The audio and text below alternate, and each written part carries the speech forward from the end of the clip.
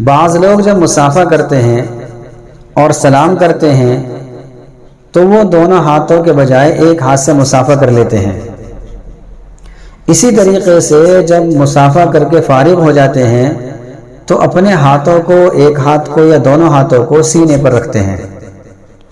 یہ دونوں طریقے بالکل غلط ہیں، یعنی دونوں ہاتھوں سے مصافحہ کرنا چاہیے، ایک ہاتھ سے مصافحہ نہیں کرنا چاہیے۔ اس کی وجہ یہ ہے کہ احادیث میں آتا ہے کہ جب بندہ مصافحہ کرتا ہے تو اس کے گناہ جھڑ جاتے ہیں، اور یہ بات ظاہر ہے کہ ہم میں سے ہر ایک اس بات کا محتاج ہے کہ اس کے گناہ دونوں ہاتھوں سے جھڑ جائیں۔ تو پھر ایک ہاتھ سے مصافحہ کیوں ہوتا ہے؟ جب ایک ہاتھ سے مصافحہ کرے گا تو ایک ہاتھ سے گناہ جھڑ جائیں گے، تو اس لیے بہتر یہ ہے کہ دونوں ہاتھوں سے مصافحہ کیا جائے۔ لیکن اگر کسی نے ایک ہاتھ سے مصافحہ کر لیا تو یہ کافی تو ہو جائے گا، لیکن مسنون عمل نہیں ہوگا، یہ سنت کے خلاف ہوگا۔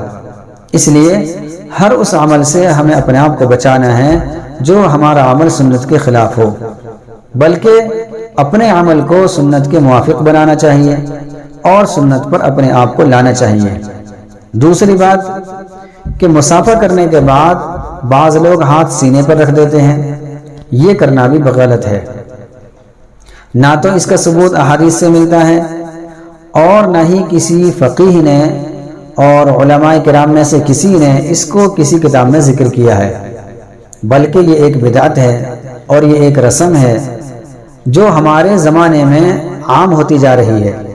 اس لیے ہمیں ان رسومات سے اور ان بدعات سے خود بھی بچنا ہے اور دوسروں کو بھی بچانے کی فکر کرنی ہے، چونکہ جب آدمی دوسرے کو سلام کرتا ہے، مصافحہ کرتا ہے، تو مقصد تو یہ ہوتا ہے کہ نیکیاں ملیں، لیکن ساتھ ساتھ جب ہم ایک رسم کو رواج دیں گے اور ایک بدعت پر ہم عمل کریں گے جس کا احادیث میں کہیں سے کہیں تک بھی ثبوت نہ ہو، اگر ہم اس کو اپنائیں گے اور اس پر عمل کریں گے تو پھر ہمارا سلام کرنے سے کیا فائدہ ہوگا؟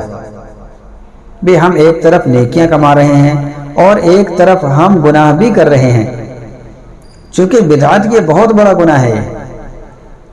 اس لیے ان تمام رسموں سے اپنے آپ کو ہمیں بچانا ہے، خود بھی بچنا ہے، دوسروں کو بچانے کی ہمیں فکر کرنی چاہیے۔